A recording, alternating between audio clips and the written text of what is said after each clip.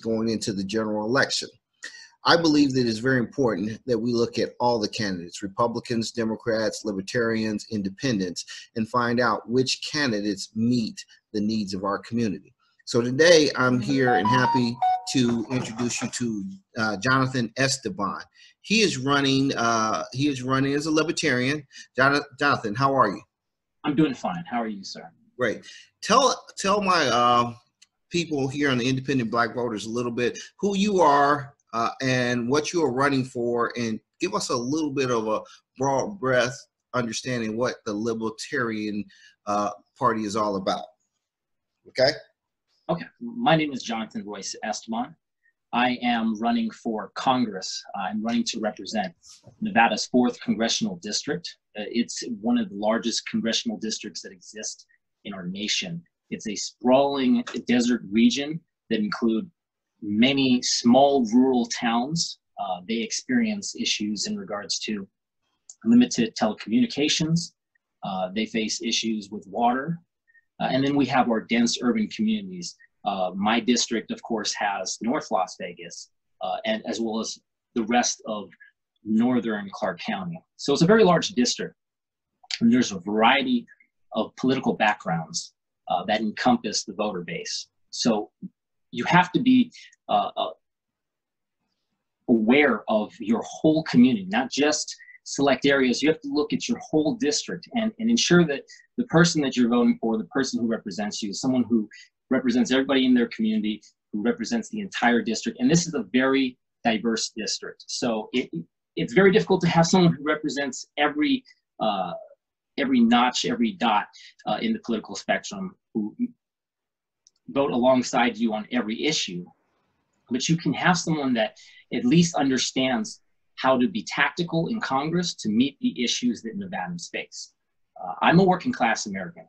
We are facing our darkest days right now. The coronavirus has torn apart our economy, and it has exposed social injustice.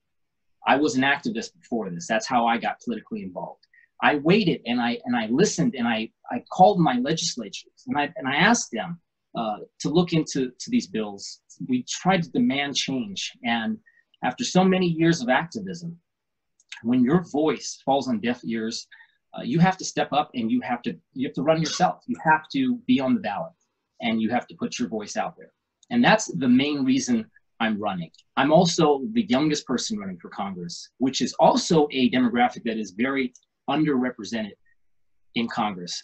It's supposed to be a populist body. It's supposed to represent the people at a more refined demographic and a smaller grouping than a Senate district, right? So the Senate, of course, being the whole state, you represent the congressional district. So we need people who are younger. We need people who are more dynamic, people who are more innovative. We need a new generation of leadership. That's why I decided to run. And I decided to run outside of the two-party system. I decided to run as a Libertarian because I knew that not all of our issues were going to be solved by government. We can't just depend on government to solve every issue. We have to look at personal responsibility, and we have to look at what we can do within our communities. We can't give up on our communities. We have to look out for our neighbors, and we all have to get more involved. I feel that the ruling parties, the Democrats and the Republicans, they have been trying to push an agenda that has forced us to be dependent on the government in so many ways in regards to social issues and economic issues. We need to liberate ourselves from this government control and really unleash our true potential. And that's why I'm running as a Libertarian. Okay, great. It's the only party that recognizes that. Okay, great. So give me, again, you're here talking to independent Black voters. Right. Mm-hmm. Give us, many do not understand what the values, beliefs, and the platform for the Libertarian.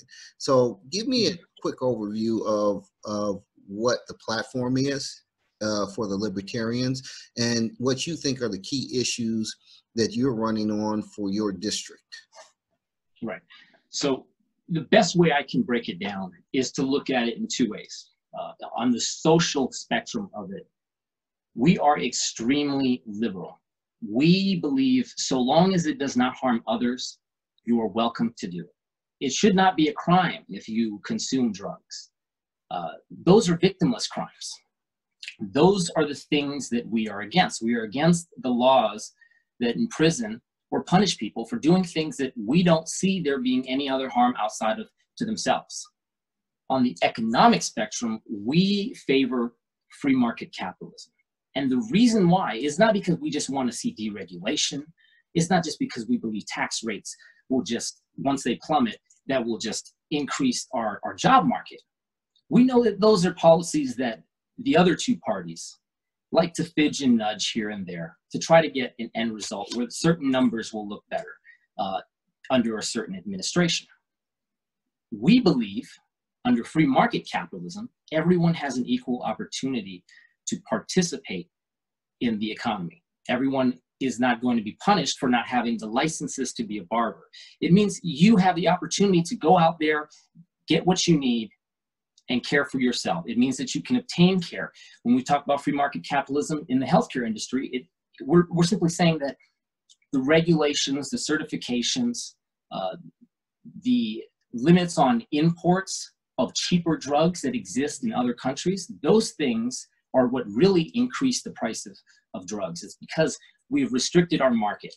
So those are the reasons why we as libertarians support free market capitalism. We believe it is the fairest and most equal form of doing an economic system in this country. So again, socially, we're very liberal. Economically, we're very conservative. We don't like our government spending a lot of money because we know we, the people, are paying for that. So we are trying to minimize the burden of the state on the person. So yes, we do support lower tax rates. We support a free market drug system. We want to get government out of the way, and we want to mobilize people to do what they need to do to get things done and not to have these restrictions and roadblocks in the way. Okay. So now, again, tell me, you're running for District 4, correct? That is correct. So tell me, when you look, and we're talking specifically first the community as a whole, you kind of said a little bit that earlier. So I'm gonna ask you, tell me from the perspective of the Black community, right. what do you think are the issues, the key issues, and how would you be different or address things differently from the present administration? Right. I think the two priorities for Black Americans, it's criminal justice reform and it's economic reparations. I think those are the two areas, the two policy areas that I hear the most. And with criminal justice reform, I think this is an area where libertarians can make their largest inroads. We finally have a tripartisan bill on the House floor. It was led by our first libertarian congressman, Justin Amash. He put forth the ending qualified immunity bill onto the House floor, and it has gotten co-sponsors on both the Democratic and Republican side.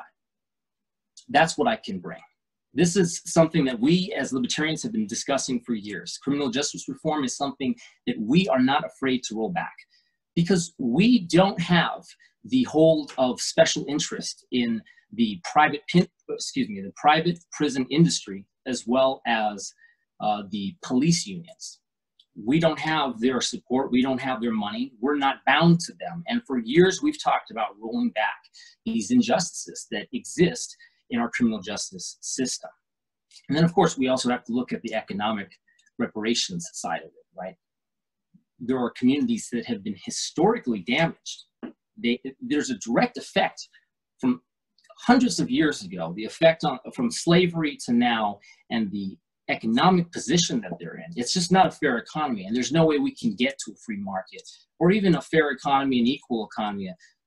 We can't get there without identifying the failures that we have committed towards those communities, those racial communities. And minorities across the nation really have to move out of their communities even to excel. So I want to ensure that when we do look at economic reparations, we are investing in communities that we have identified as being historically linked to slavery and having negative effects due to that. Let's have grants. Let's expand SBA loans, interest-free SBA loans for people that reside and operate their business in these communities. One of those communities would be in a zip code like 89106, which is the historic west side of Las Vegas. It's not enough to have people get these loans and take their businesses elsewhere. We need them to invest in their communities. That's how we can invest in infrastructure and inspire growth. So those are two areas, both criminal justice reform and economic reparations, and the things and the crossroads that we have to make really to improve the life for Black Americans. They built this country and they deserve better. Okay. Interesting statement. Now, again, you said, how old were you again? I'm 24. 24. I'll be 25 in a couple of days. Have you run for any other office prior to this one? No, this is my first run, sir.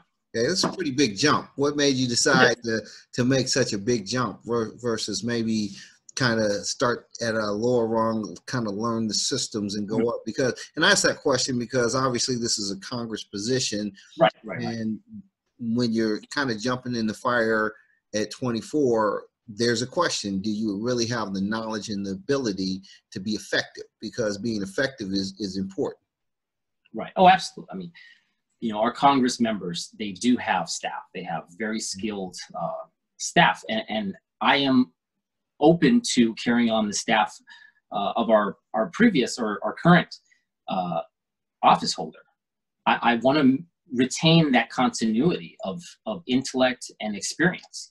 What I bring is I'm not a partisan candidate. I'm not a career politician. That's why I decided to run for federal office. I don't think that we have to rise up the ranks of some sort of government ladder. I think that creates, again, long-term career politicians that only do it because that's what they do. They're always involved in politics, and you have to wonder, if they can't get anything done in 10 or 20 years, why would you keep electing them? Running for federal office and running for the House of Representatives specifically is because I've noticed there are so many issues, federal issues, national issues, that we need to have an avid and active voice, someone who's going to do things, who understands what the community is saying. I represent the smaller people. I represent people who never had a candidate before. I represent libertarians who never felt that they had someone that they could really entrust. So running for federal office, running as a libertarian for federal office is important because we don't have enough libertarians in federal office. We need that voice in it. We're seeing the good that can come out of it. Justin Amash is a very smart person, and we need more people to be there to back him up and to lend that voice in Congress. That is why I'm running. Yes, I'm very young, but I believe I have the capability. I think I have the knowledge, and I have a great connection to a lot of people who are very strong in certain areas. It's not bad to learn things and to say that you will learn things. So again, there's a couple more months before the election. I campaign actively to really show the people of my district why I am the representative for them. Okay. Jonathan, where did you grow up? Did you grow up in 89106, or how long have you lived in 89106? I lived in 89169. That's where I first grew up. It's not far. I love the historic West Side. There's great businesses out there. I have a lot of friends that live out there. It's just a beautiful community that has so much history. You know, you look at the Moulin Rouge and all the things. It used to be a thriving area, and it hasn't gotten what it deserves. I grew up in Hawaii originally, so I migrated from Hawaii. That's a big part of me learning how to live in a very diverse community. And I'm Filipino, I am Turkish, and I am African American. I don't know my Black side, but I know the DNA. I know the roots, and I understand the history, and I feel that pain still. That's why I do not have a father figure in my life, and that's because there is some historical injustice that's just built into our country. And that's why I am incredibly motivated to be the congressman of this district. Okay. You didn't answer. My question is, how long have you lived in the district that you're running for now? Oh, I lived in the district for 1 year. 1 year, okay. Yes. And, it's a new district. It was established in 2012. And based off of the census, They may redraw the district lines. I don't necessarily think that the district itself is important. It's the communities that exist in that district. But again, you know, people in Nevada are very transient. They move throughout the valley. One year you might live in District 3. One year you live in District 1. The lines are very thin. Ultimately, you're here to represent the people of Nevada. Yeah, and again, I understand that. I have to come back and say, though, this group is the independent Black voters. We are focusing on the Black community, and that's why some of the questions I asked you are prevalent, because our community is one that says, we need to know you. We need to know something about you. We need to know why to vote for you, because if you've only been in there, and I don't live in that district, so understand I'm saying it from a person Black person that doesn't live there. It's what is your, okay, you're at 24 and you've been 1 year in the district, and a lot of people will say from the Black community, you don't know our community. What are you going to do to get people to know you in the coming months so that they may have the ability to support some of the issues that you're talking about? Right, we're limited based off of the type of outreach we can do just financially, because again, we are, this is a Libertarian candidacy, so there will be financial challenges. However, we did hold my very first town hall in the historic west side of Las Vegas. Again, it's really the densest urban community in my district, and I just don't feel that we have to just give away our vote to a party that has a stronghold over that community. I think they should have other choices in this upcoming election, because again, you know, we shouldn't just outline certain districts or certain zip codes as being a stronghold for Democrats or Republicans. And I think this is the district that I think some people just feel they have a shoe in for. So we do want to challenge that. We had the town hall there. We got thrown off by COVID-19. We want to continue. July is really where we're looking to pick it back up. We're going to have more events in the west side and really throughout North Las Vegas. And we're going to have some in the rural communities as well. We're trying to reach out as much as we can. We want to do things in person, and we're going to have things online. Okay. We have close to 5 months left in this race. Okay, and Jason came in. Jason Swan is part of our group, the Independent Black Voters. Jason, say hi real quick. How you doing, Jonathan? Okay. Hey, Jason, how you doing? Fantastic. And again, first, I appreciate you because it is early, and there's some things I believe is I am an independent Black voters. But one of the things that for us as Black folks, I think we are looking for a viable alternative. But we need to have an alternative that can win, not just the place, not the show, not to be like the guy on Cheers, you know, we're number one just because we placed. What is the strategy? Because again, that's why I asked you a little bit about the state assemblies and about even the ongoing presence in the Black community. Does the Libertarian Party have to basically earn our trust and confidence they can win? Because therein lies the problem in the Black community. We've always been with we have to vote for the lesser of two evils. And the lesser of two evils has been the Republicans and Democrats, because there's not been another person who's shown us that they have a long-term strategy to win. I think a lot of people, when you talk about the social justice, what's his name, Amash? He was actually a Republican, if I understand that, and he converted to a Libertarian because he was not happy with the Republican Party. I consider myself probably more of a Republican in fiscal responsibility, but I consider myself a Democrat when it comes to social justice, and social justice always wins out over everything else. You talked a little bit about reparations. Go a little further, because as a Black man, there's a lot more to this equation than reparations. What else do you think from the economic aspects of things that you think need to be addressed and fixed?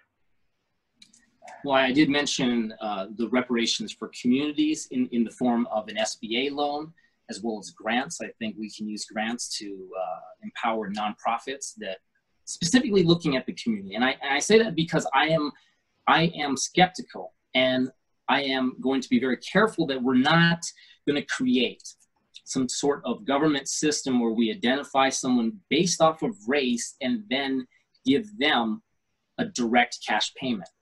I think there could be some challenges to that.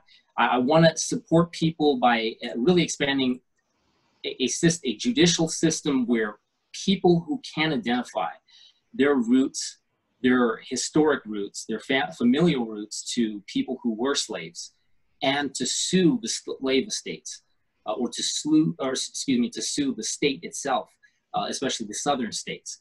We can look at doing stuff like that for direct payments to family members and descendants. As far as giving direct payments to everybody, I support a universal basic income, an annual guaranteed income. I think we're going to need that going forward. I think it's a much more sustainable program than any other welfare program that you could have. But we don't want it to be a welfare program. We're putting money back into the hands of people. If we look at some of the proposals that are coming out of the Democratic side, especially with people like Andrew Yang, talking about the universal basic income, something that Thomas Paine and even Dr. King, his last book, he wrote about it. The annual guaranteed income really puts money back into the hands of people. It's indiscriminate. It's not means tested. We're not looking at racial background. We're not looking at income. We're giving that money to everybody. That, as well as the SBA loans and the other infrastructure projects that we should look at for communities that are historically damaged by slavery, as well as very dense, diverse communities. Let's look at really putting more money into those areas. Quotas. I get Yes. the feeling you don't support quotas. What was that? Quotas. Quotas, and I'm not familiar with that in regards to Okay. I know you support the fact that a smaller government, which is called smaller government, is very large. Right now, the federal government, I can't I can't remember even. I think it's $500 billion they have in procurement. The federal government alone, let alone the locals and everything else. Historically, Black folks are locked out of the opportunities because everybody can talk about everything else, but they don't seem to want to talk about equal opportunity. Because even now in our, quote, capitalistic society, it is rigged. It is rigged so that certain people, certain groups end up with all of the business opportunities. Oh, okay. Okay. Oh, sorry. Okay. Now opportunities, all this goes to naught. And I've asked this, would you support quotas that actually look at whatever dollars that are going out from the federal government are in line with we the people, so that you don't have one group that gets 98% of the procurement dollars through their businesses, and other groups who get close to nothing through their through their groups? No, absolutely. Absolutely. But I don't want to put a cap on a certain percentage. But yes, we should align that. So I'm talking about a cap. I'm talking about a minimum. We want to exceed the oh, absolutely. Absolutely. Yes. I could support that. Absolutely. You would support it. Okay. Yes. Because that's a major issue even here and in Congress, is we seem to sidestep what's going on. We do not have a free market society at all. Oh, absolutely not. Society Cronyist that system. is prevalent. You know, I heard you talk about tax reductions. Well, right now we are fiscally in a position where we're going to have to raise taxes to get out of this. I mean, there's no two ways about it. We had a president that basically gave away $2 trillion in debt before this pandemic. And right. now we're going to be $6 trillion in debt or higher because we've given it away. So give me your opinion on taxing more of the rich, and also obviously taxing the people who have the money, which are the rich. Well, yes, I prefer a fair tax system. It's a national sales tax, and it does complement the universal basic income because it offers a monthly rebate. However, I would also support a flat tax rate. I would prefer that. Again, I prefer things that are fair and equal. But yes, there is so much income inequality, and there's so much inequality in our economy in general, that I would support certain type of stimulus, temporary stimulus proposals. Flat taxes always favor the rich. Oh, yes, sure, yeah. So here's the one, that's what I'm asking you. Flat taxes always favor the rich. And so there has to be a thing when you have 1% of the people who own 50% of the wealth in America, and the total 10% actually own over close to 80 to 90% of the wealth. And you have to still run your government. You can't come in as a libertarian and say, we're not going to have a military. Right, absolutely. And say, we're not going to have assistance. We're just going to shut everything down. So you still have to have a tax base.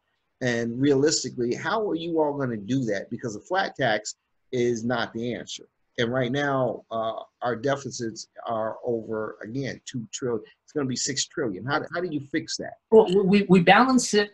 We have to balance it by making cuts. People are talking about defunding the police. There's billions of dollars that get put into the police and even into the prison system. We make reductions there. We make reductions in war spending. We have to reduce our spending. We have to. We can't keep asking the people, regardless of how much they make, to pay more into this government. We also have to fix our federal system, the Federal Reserve System. We have to audit them. They are making excuses for every administration that comes by and wants to spend recklessly. We have to stop that. That is why we can't maintain our government. And even if we balance it, we have a deficit that we will never pay back in our lifetime. And truthfully, I don't believe the people of this country should have to pay off that debt. That is the reckless action of our government. And I would rather see the end of that system, to see the collapse of that government, than to see the people have to pay that bill. That is why I'm a libertarian, because I can't stand by that. I can't stand idly by and see that happen, to see them impose the cost on us again. Okay. Now, let me ask you, this is a very important question. Obviously, we are considered a purple state, which is kind of good. Right. Yeah. But here's a concern. Again, I know a couple, Steve Brown, I respect him as a libertarian because he's in the community. He's in the Black community. He comes to events. I know him personally. I call him up. He answers his phone. He's been to my events. So Steve is kind of known in the Black community, but there's a perception that, you know, all of the groups, including the libertarians, come to us when it's time to vote and forget about us after. And that's a major problem that the libertarians are going to have to face in this, is where you've been. And so now you're coming out and saying you're a best vote. And here's the second part of that question. I'll let you answer it. We are in critical times right now. When you look at Congress, when you look at the Senate, when you look at the president, I'll go on record. I will talk to anybody and give them the opportunity to win my vote other than the president of the United States. But on the same sense, I will give them that vote if they have a chance to win. Because sometimes if you come into the thing and you don't come in to win and without a plan of work win, you may help my biggest enemy win just by siphoning off the amount of votes needed to keep winning it. Because right now, a lot of Black folks deal with, again, we have to pick the lesser of the two evils. We have to pick the one we think will listen to us. And if we don't, we sometimes get what we got last time prior to Horchford was a Republican who had no values or beliefs that were really directly related to our community. Matter of fact, he didn't take the time to even come out to our community, spend any time. And so we're in that dilemma. And that's the question I'll have for you is, what's your strategy to win? And I mean, not to come in here and play. And if you want our folks to vote for you, you have to have a real strategy that you can put on paper that shows you can win. And that's where there's a lot of doubt. Oh, absolutely. And answer that for me, please. I'm investing in our outreach efforts from now to the election. Personally investing in it. I'm asking others to, we're fundraising as much as we can, but you know, we know that this is a very difficult situation for people. So to ask for financial contributions is very difficult. And it hurts me to ask for it, but I'm investing as much as I personally can into outreach. We have a text message campaign that's going out. That way we can check in with people, hear what they have to say, and it's more of a personal conversation that goes on between the voter and our campaign. As far as winning this race, I would actually be worried if you were a Republican in this race. In fact, the person who may end up clinching the Republican nomination in my race they've detailed on their website how badly they need to ensure that the Libertarian and independent candidate is erased from this race, to silence them, because we are going to take away a lot of their conservative voters. I stand by a lot of conservative values. I'm campaigning in rural Nevada to earn their vote. And I think I'll be taking away, eroding a lot of their voter base, and perhaps even from the Democratic side. So I think we're not just going to be taking away from whoever you believe may be the lesser of two evils.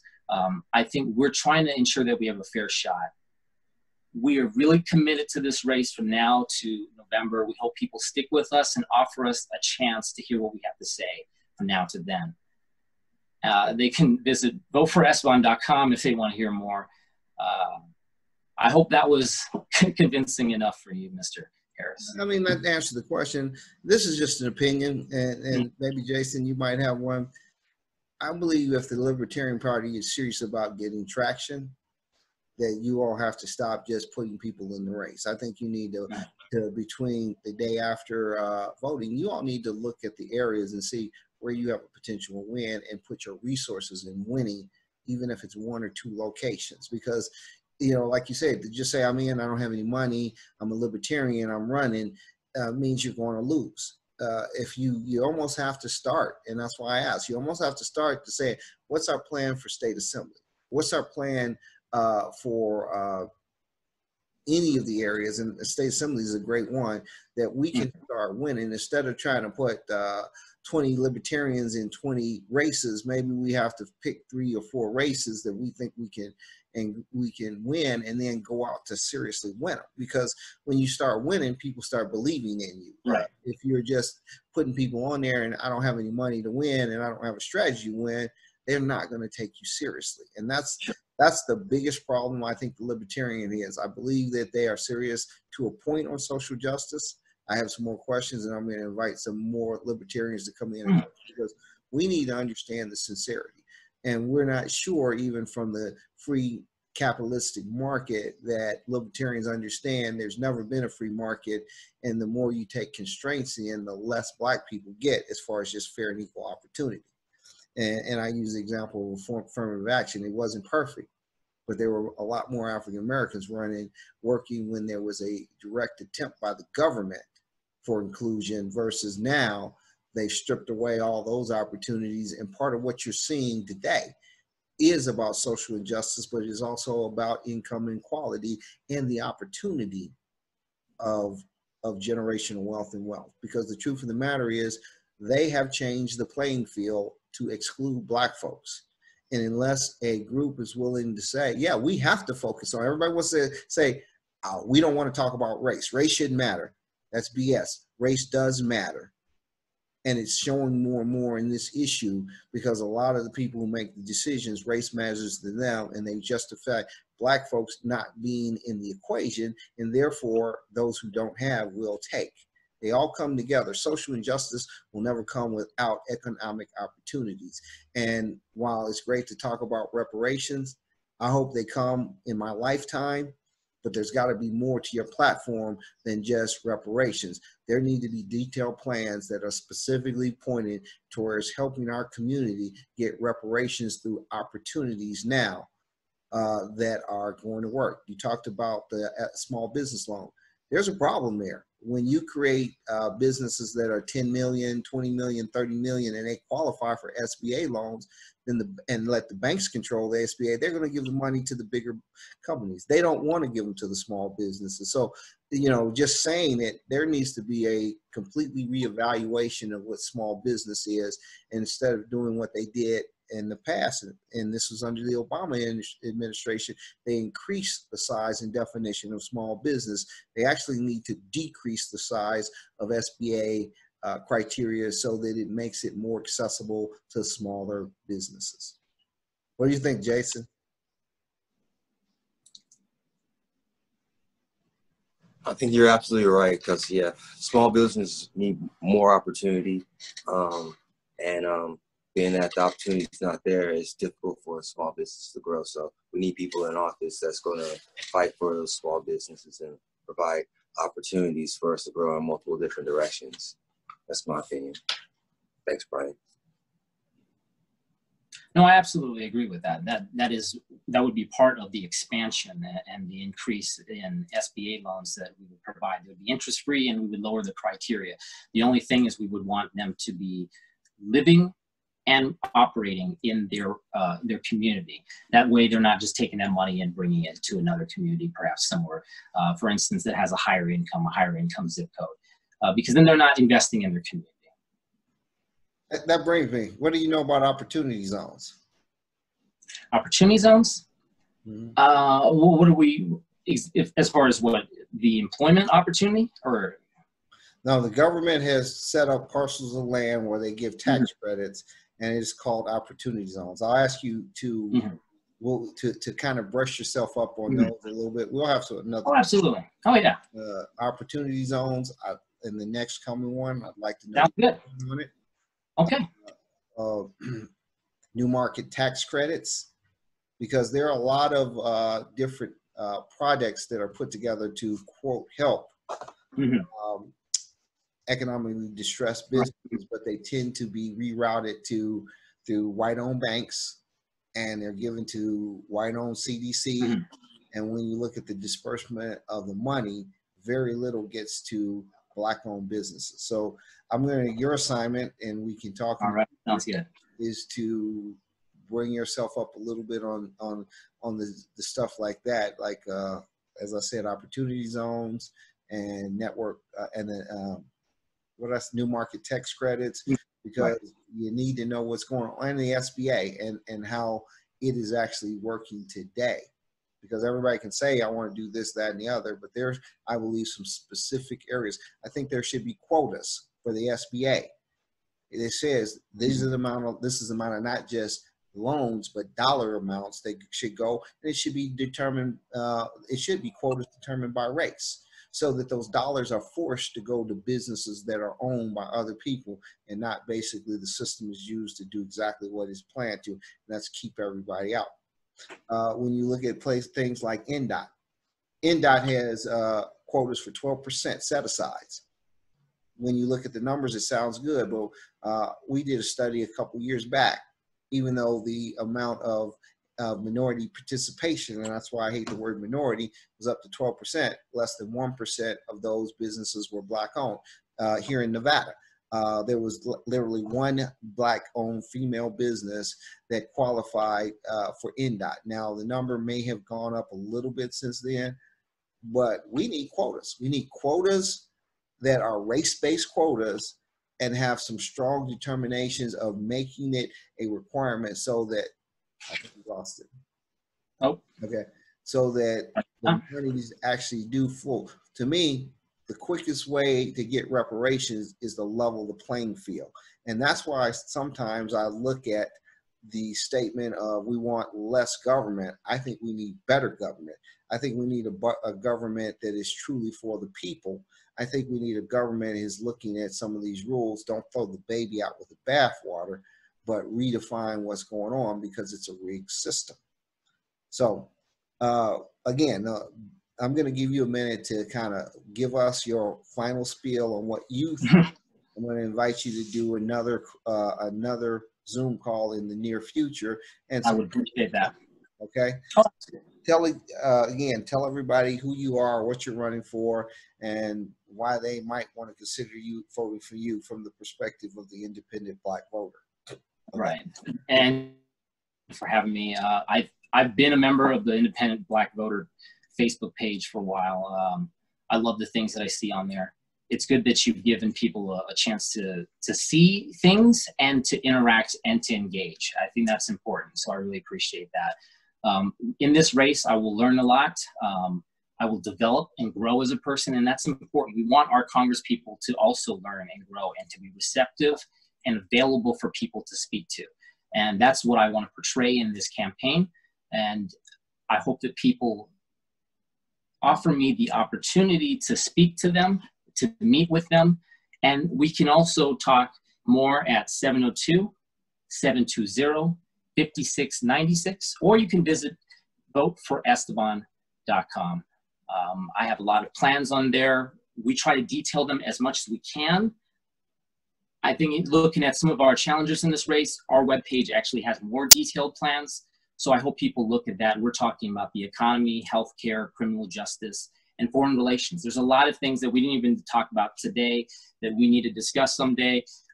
These are important areas. There's a lot of issues in our country, and we do need someone who's both receptive and innovative enough to take them on. Okay, thank you. And again, I appreciate you taking the time. We will be doing a series of interviews. We have 5 months, and we want to make sure that we have educated voters. Independent Black voters, our vote is not free. The only way our vote will not be free is if we vet, ask the right questions, and we determine who are the best candidates as it pertains to the Black community. Because I am a believer like this: if the tide rises in the Black community, it will rise with everyone else's community. So, in closing, you have a couple words to say before I end this? Jason, you got anything you want to say before I end this? No, go ahead, Brian. Thank you. Okay. Again, this is our series now. You're the first one now that we're going into the general election. Folks, take the time to be an educated voter. This is Brian Harris with the Independent Black Voters signing out.